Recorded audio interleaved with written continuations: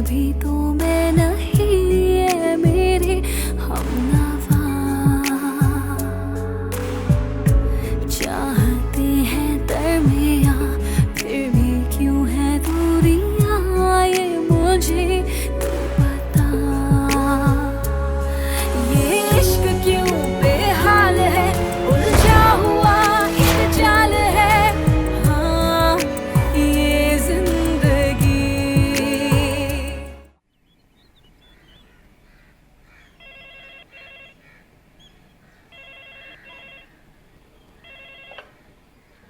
الو الو جهان آرا من آصفم. الان برای چی زنگ زدی؟ آخه انقدر با عجله از اونجا رفتی گفتم حالتو بپرسم. من خوبم ولی لطفاً اینطوری هی زنگ نزن. اگه خواهرم بفهمه خیلی بد میشه. خیلی خوب ولی لطفاً خواهش میکنم هر وقت فرصت داشتی حتما یه خبر از حالت بده وگرنه نگرانت میشم.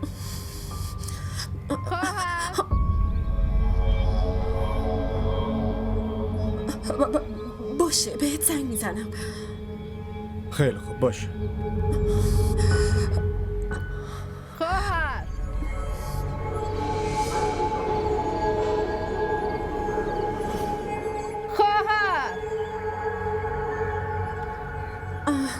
چی شده خواهر؟ حالت خوبه؟ خوب که نیستم. 3 دفعه اعمال انجام دادم، دلنواز صدا کردم 3 دفعه ولی هنوز نیومده. خواهر تو میدونی معنیش چیه؟ معنیش چیه خواهر؟ معنیش اینه که دلنواز از مریضی من با خبر شده، سرکشی شروع شده. حالا معلوم نیست دیوونه بشه و چه کارا که نکنه.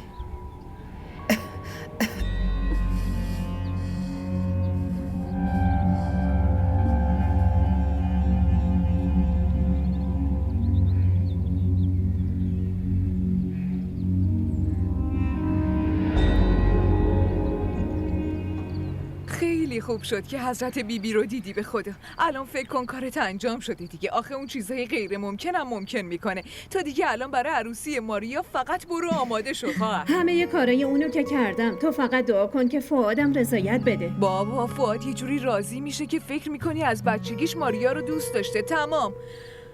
حضرت بیبی اونقدر کرامات داره که من بهت چی بگم. یعنی فقط از خدا بخواه که همه کارا با خیر و خوشی بخواد انجام بشه. آره خیر باشه. خداحافظ. خداحافظ.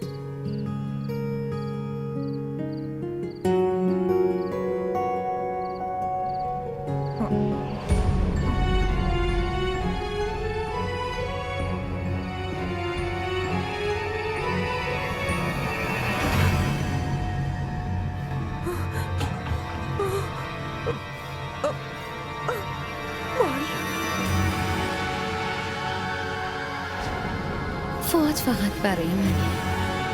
به ازدواج باش فکر نکن. اون فقط با من ازدواج کرده.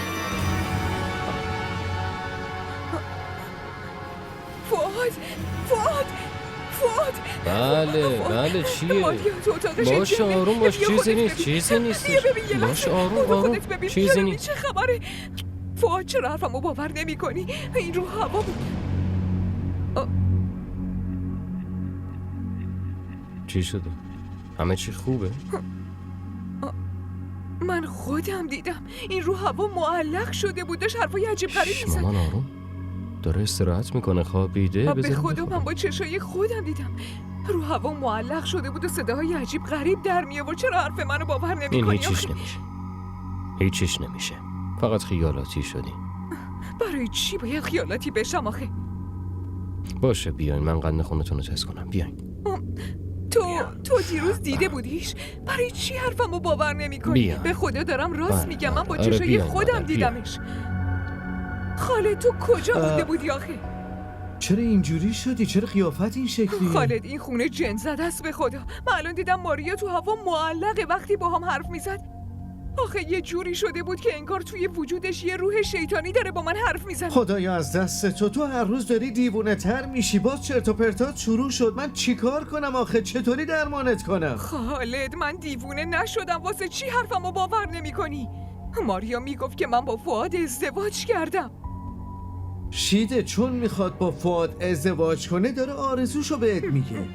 دلش میخواد راضیت کنه، میخواد خیالش راحت بشه. شیده چیکار میکنی؟ تا یه اتفاق خیلی بد تو این خونه نیفته تو باور نمی‌کنی اینا رو. پسرت همه این اتفاقا رو ای دیده؟ خدا، اون مگه حرفای منو جدی میگیره؟ میگه مامان تو عقل تو از دست دادی، برو یکم دراز بکش. فؤادم داره میگه خیالاتی شدی، برای همین میگم دیوونه شدی دیگه. تو رو خدا حتما مشکل از توه دیگه. خالد حرفمو باور کن، برو ببین ماریا تو چه وضعیته، برو نگاه کن. من دیوونه نیستم، حوصله ندارم، خستم یه دفعه کردی. وضعیتشو ببین دیگه. خالد، ای خدایا من چی کار کنم؟ چرا هیچکی حرفمو باور نمیکنه؟ ای خدا.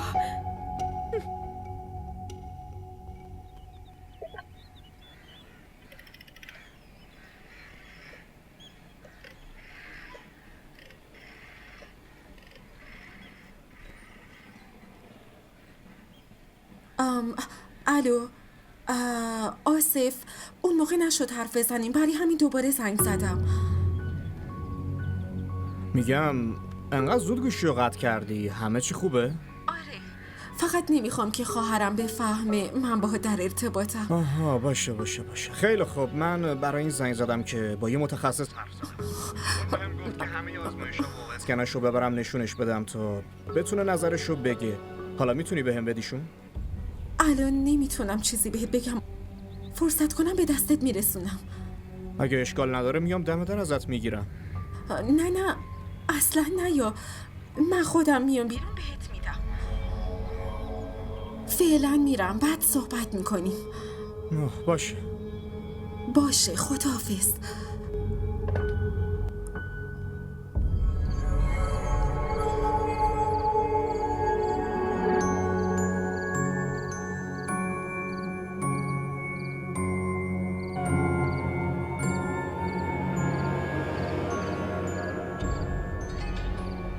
تو خوابیدی؟ باشه. من میدونم از بیمارستانت مرخصی گرفتی. فردا نمیذارم هیچ جا بری.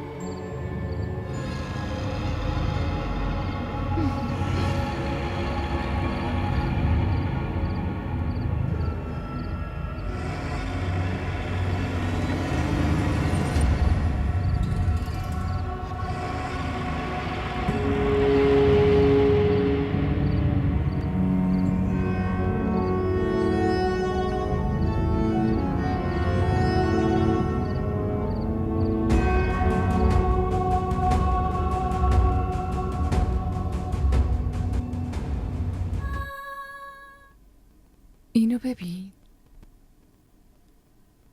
کارین، اینو ببین، مدلشو میپسندی؟ مامان، وقتی گفتین همه خریدارو خودتون انجام میدین دیگه چرا از من میپرسین؟ ببخشید دخترم، ولی خب حداقل بپسند. بیا یکی رو ببین. معلومه که خرید خودم میکنم ولی بازم ببین. مامان، من اینقدر چیزای پرزرق و برق نمیخوام.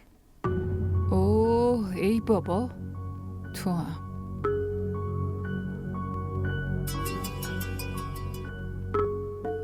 الو؟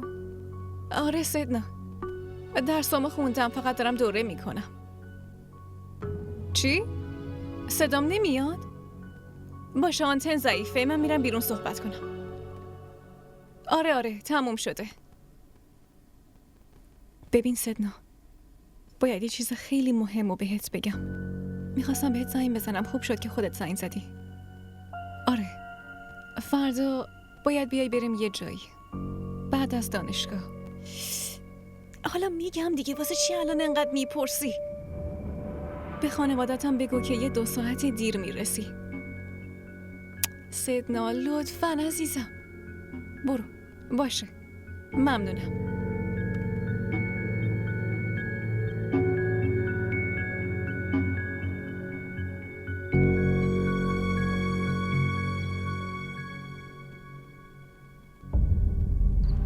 خواهر من مطمئنم این یه راه حلی داره. خودم یه جا دیده بودمش، مطمئنم. یادم دیده بودمش ولی یادم نیست کدوم کتاب بود. خواهر، تو کاملا مطمئنی اون کتابو پدرجون نوشته؟ آره خواهر، یه مقاله کامله. به جن سرکش تسلط پیدا کنی. بقیه کتابا رو ببین.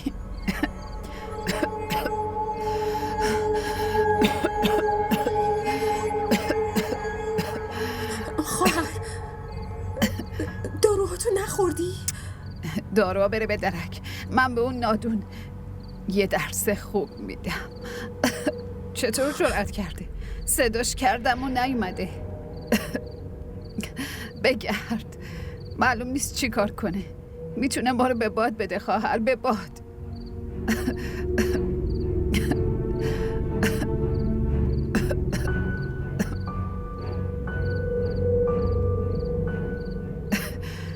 ای خدا، کی زنگ میزنه؟ بله شیده خانوم. خیر این موقع. والا خیر که نیست حضرت بیبی. تو خونه من داره اتفاقای عجیب غریبی میفته امروز که دیگه شورش در اومده به خدا. آها. نگران نباشید. شیده، درست به هم بگو چه اتفاقی افتاده. این کار یه جن ماریا رو تسخیر کرده. صداش عوض شده بود. داشت با هم حرف میزد. چشماش باز مونده بود. قسم میخورم با چشای خودم دیدم خالد و فؤادم که اصلا حرفای منو باور نمیکنن. حضرت بیبی من خیلی نگرانم. اگه ماریا چیزیش بشه من چجوری تو صورت ماریا میخوام نگاه کنم؟ آره خب، مگه کسی بهتون نگفته خونه‌ای که توش زندگی میکنید اون که چندین سال جن زده است؟ دیدی؟ من میگفتم ولی خالد که اصلا حرف منو باور نمیکنه. حالا نگران نباش. من خودم جن رو تسخیرش میکنم. نمیذارم هیچ اتفاق بدی بیفته.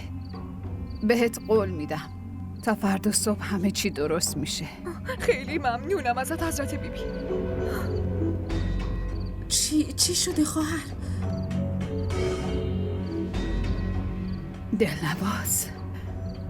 دلنواز اون روشو نشون داده. میدونی چی کار کرده؟ میره تو جسم بقیه. شیده خانومو اذیت میکنه، میترسونه. خواهر اگه راه حل این مشکل رو پیدا نکنی معلوم نیست با این وضعیت جنونش چه کارایی بکنه. میتونه ما رو نابود کنه.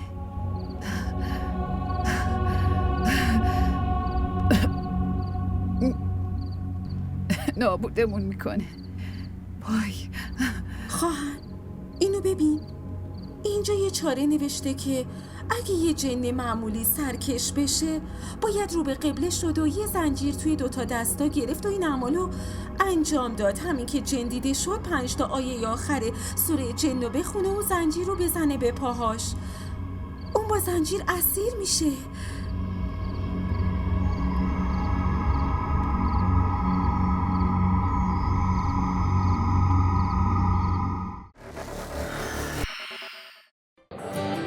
بگو ببینم خوشگله. دونی وقتی آدم عاشق یکی میشه دیگه نمیپرسه که چقدر خوشگله. شاید اون از همه خوشگل‌تر باشه. این عشق عزیز دلم. آب نیست که هر وقت تشنت شد بگی یه لیوان آب بده. برای آب باید هزینه‌شو داد. به همون قیمتی که تشنه‌های کربلا پرداخت کردن.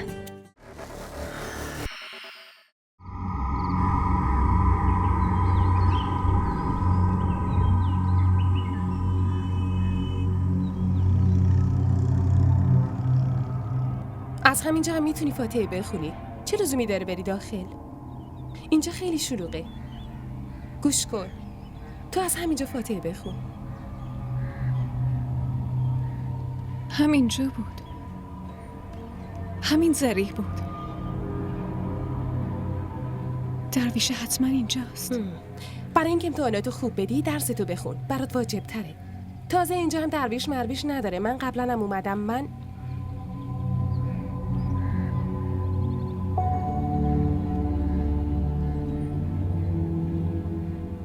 بیا. همینیه نه؟ نخ چطوری؟ اینجا که کسی نخ استفاده نمیکنه.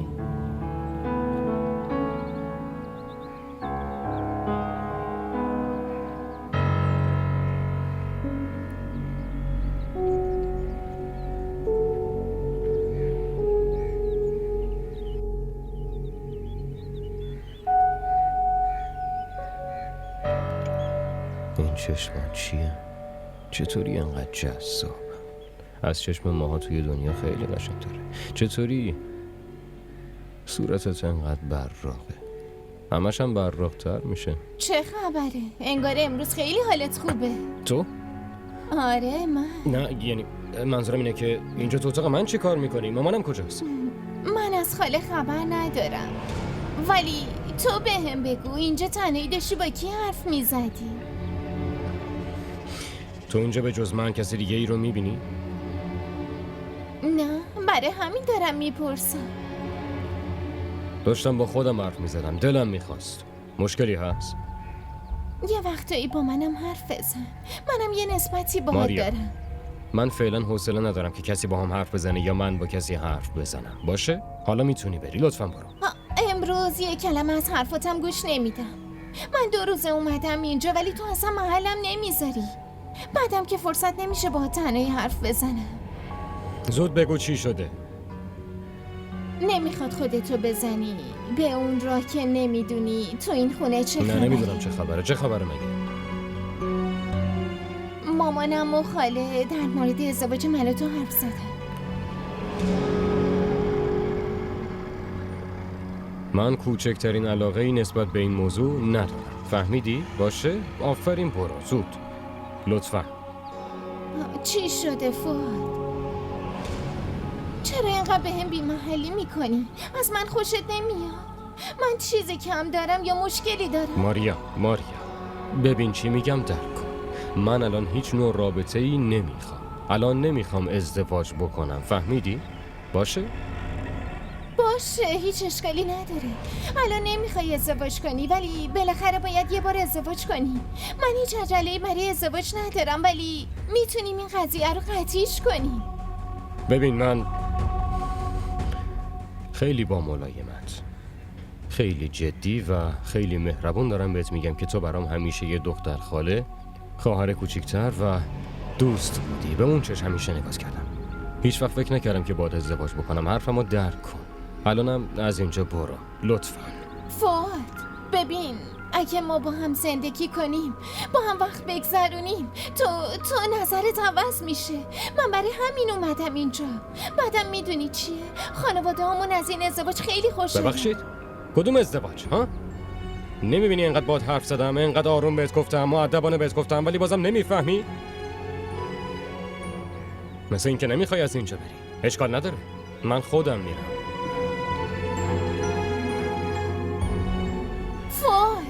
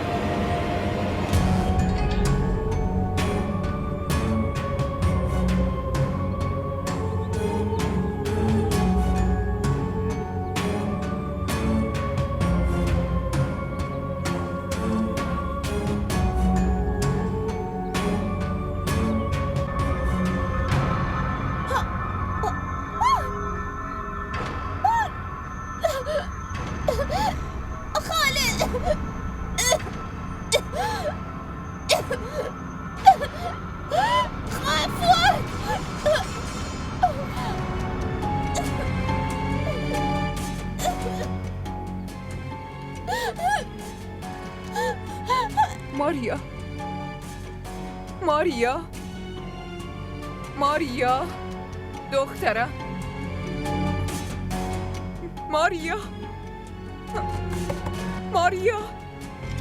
ماریا دخترم، در رو باز کن.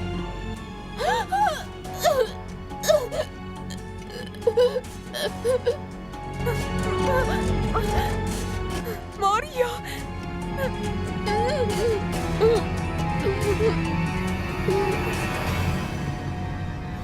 ماریا ماریا ماریا ماریا ماریا دخترم ماریا ماریا.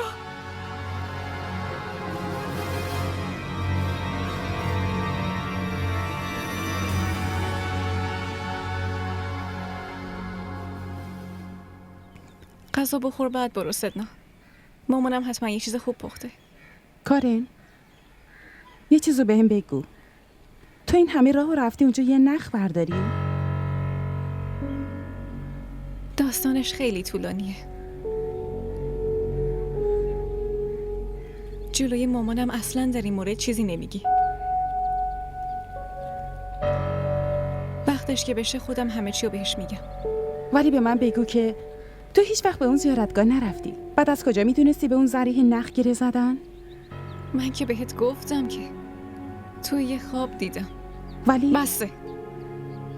ما واسه این دیر برگشتیم که داشتیم جزوه می نوشتیم. حرفمون فرق نکنه.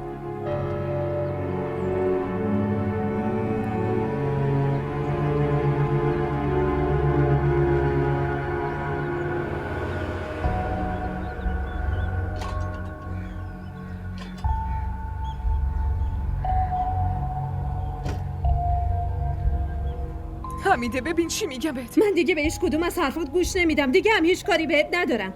وضع بچه‌مو ببین. اگه چیزیش بشه یادت باشه میام بیچارت میکنم.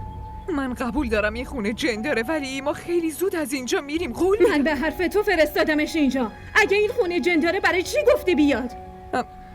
ببین اون از ترسش بیهوش شده. خدا به خیر میگذرونه. خوب داری میشه. وضعشو میبینی بعد میگی خوب میشه.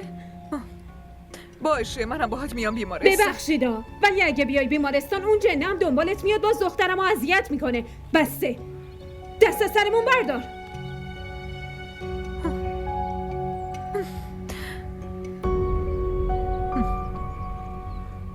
ما را در شبکه‌های اجتماعی دنبال کنید.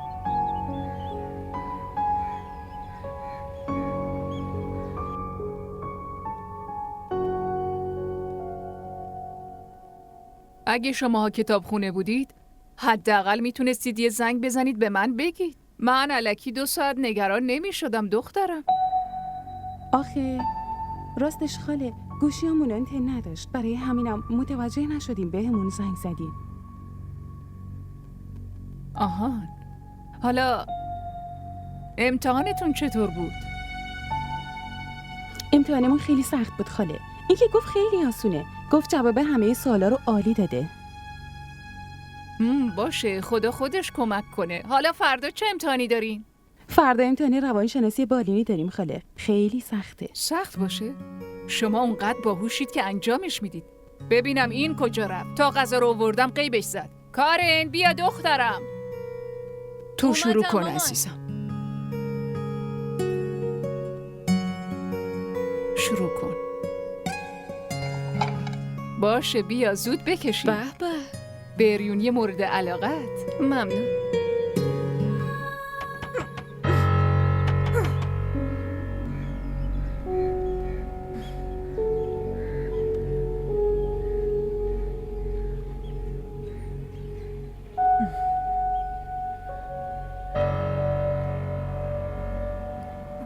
بله حضرت بیبیت کجاست ها؟ کاری داشتن رفتن بیرون. اون که خیلی ادعا داشت که میتونه کمک کنه فؤاد و ماریا با هم دیگه ازدواج کنن. تو خودت هم اونجا بودی دیگه، جلوی خودت این حرفا رو زد. حالا ازدواج بره به درک. اون دختره بیچاره داشت تلف میشد.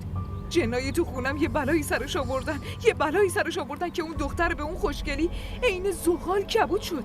بعد خواهرت ادعاش میشد که من جنا رو تسخیر میکنم. آره خب الان که حضرت بیبی خونه نیستن، شب که اومدن با خودشون حرف بزنیم.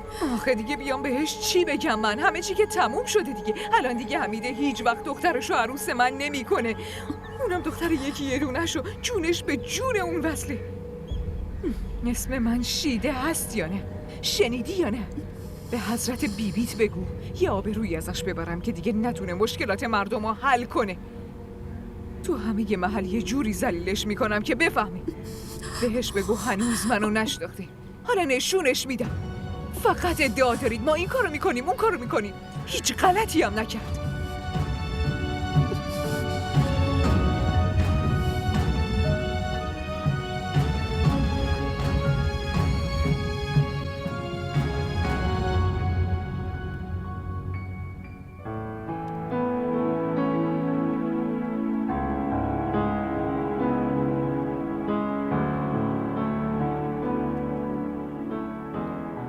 کجا رفته بودی آقا؟ از کی منتظرتم؟ بازار رفته بودم. برات یه چیزی خریدم. جدی؟ چی برام گرفتی؟ نشونم بده. یارسه وقتی عروسیمون بود چه کادوی قشنگی به هم دادی؟ ببین چه قشنگه. ولی من هیچی ندادم. این خیلی بده. گفتم برای دلنوازم که اینقدر خوشگله باید بهترین هدیه رو بگیرم. این فقط یه نشونه از عشقمونه. فقط عشق ما.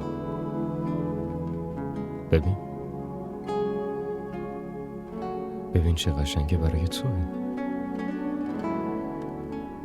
این از من برای تو به نشونه عشقم.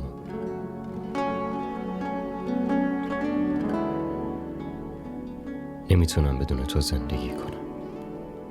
اصلا نمیتونم. دوست دارم. خیلی زیاد. بی انتها. بیشتر از همه. راستشو بخوای تا قبل از امروز نمیدونستم که تو این دنیا عشق از همه چیز قشنگتره. هیچ وقت تنهام نذار و نرو آقا. این شادی و هیچ وقت ازم نگیر. هیچ وقت.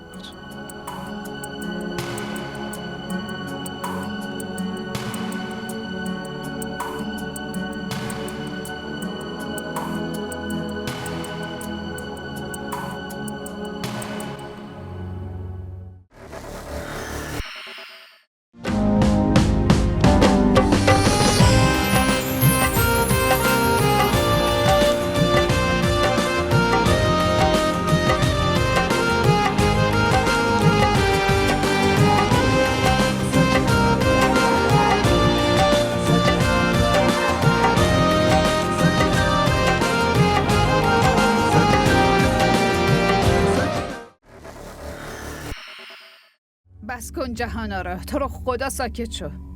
نمیفهمم از عصبانیت مغزم داره میترکه. چطور این کارو کرد؟ دلنواز چطور جرأت کرد؟ خواهر، من یه چیزی رو نمیفهمم. دلنواز که از زمان پدرجون با ماست. اول غلام پدرجون بود، الان غلام توه. هیچ وقت به دستوراتت بی محله نکرده بود.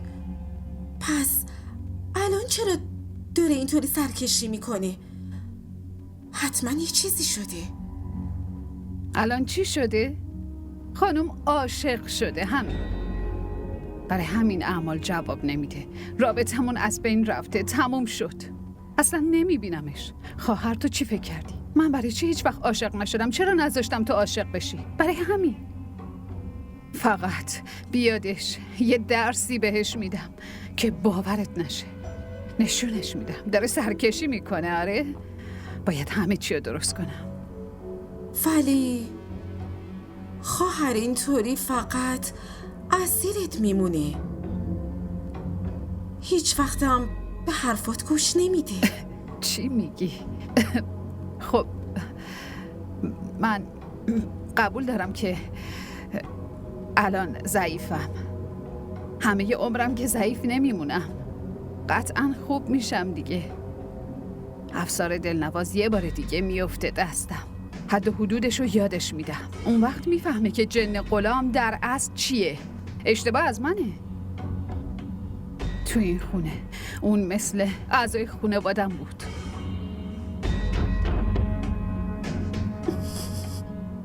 باشه خواهر. الان میخوام اعمالم رو شروع کنم. باید کاملا سکوت باشه.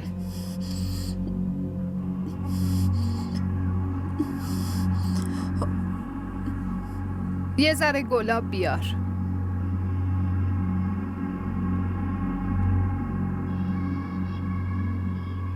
وقتی رفته بودم بازار برات کادو بخرم موبایلمو تو ماشین جا گذاشته بودم. وقتی برگشتم دیدم مامانم کلی میزکار انداخته. تو نمیدونی چی کارم داشت؟ باش حرف نزدی؟ نه، حرفی نزدم.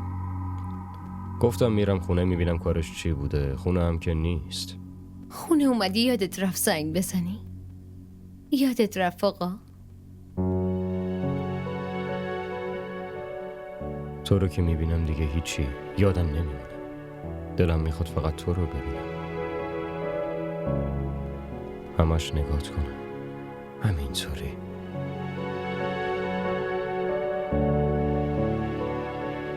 وقتی اومدم خونه مامانم هم خونه نبود. نمیدونم کجا رفته. رفته خونه همسایه دعوا. چی؟ چرا؟ من ماریا رو از خونه بیرون کردم آقا. الان دیگه هیچ وقت اذیتت نمیکنه.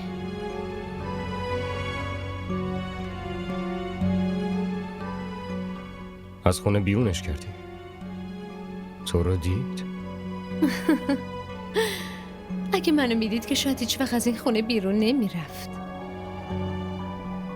بدون اینکه منو ببینه بیرونش کردم. خوبه. بیرونش کردی مگه نه؟ بفرما بفرما. فقط بیرونش نکردم، یه ذره هم تنبیهش کردم آقا. دوست دارم بیشتر از همه. خیلی کار خوبی کردی. عالی. از دستش راحت شدم. به خاطر اون رفتم، به خاطر اون از خونه رفتم. ولی بازم خوب شد. از خونه رفتن هم باعث شد برات کادو بخرم. نه؟ ما را در شبکه‌های اجتماعی دنبال کنید.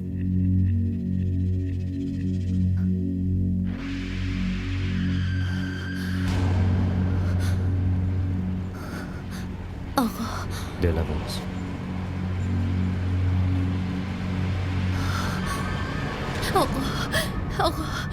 آقا من آقا چه خبر شده؟ آقا آقا آقا آقا آقا آقا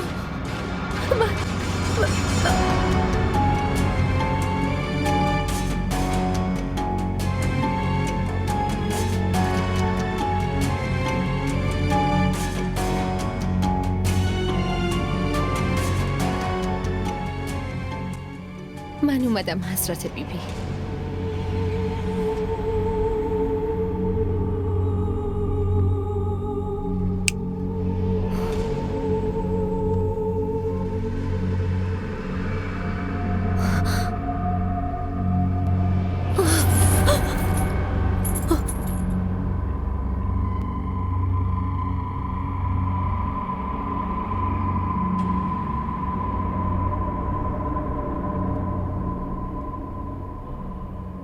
اسارتت مبارک دلنواز.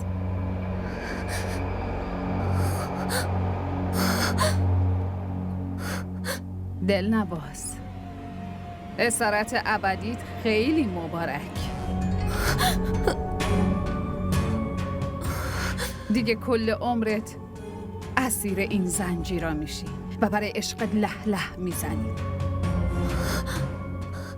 این همون عشقیه که تو به خاطرش از جلوی چشم حضرت بیبی غیبت زده بود، فهمیدی؟ ببین چشماشو نگاه کن، اصلا هیچ شرمی نداره، پشیمون نیست، عذرخواهی هم نمیکنه.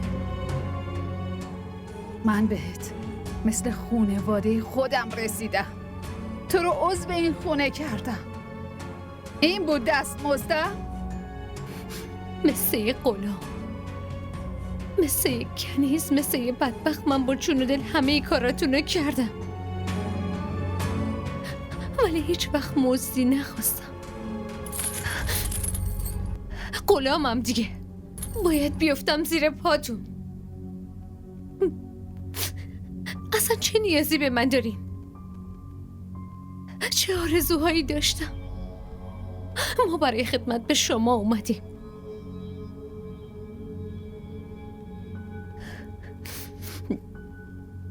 آره درسته.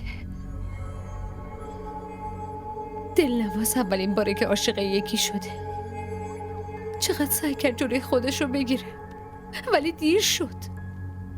عاشق شد. ولی شما امروز نتونستید یه خوشحالی کوچیک کنیزتون رو تحمل کنید. منم میدونم برای چی. برای چی؟ قولای گنده ای که حمیده خانم بهتون داده. تعجب کردی که دلنواز اینا رو از کجا میدونه؟ فکر میکردین وقتی از خونه میرم اصلا نمیفهمم اینجا چه خبر بوده؟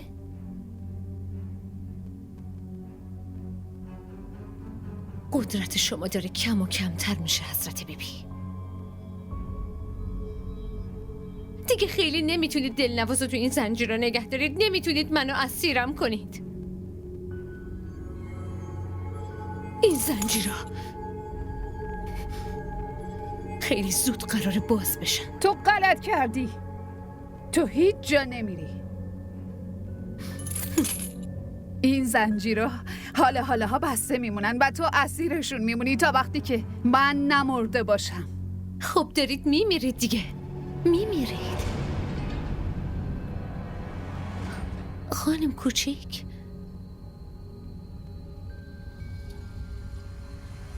به حضرت بیبی نگفتی؟ که دکترها جوابشون کردن؟ بله حضرت بیبی. سرطان شما همه بدنتون رو گرفته. فقط مهمون همین چند روز هستیم. همین چند روز.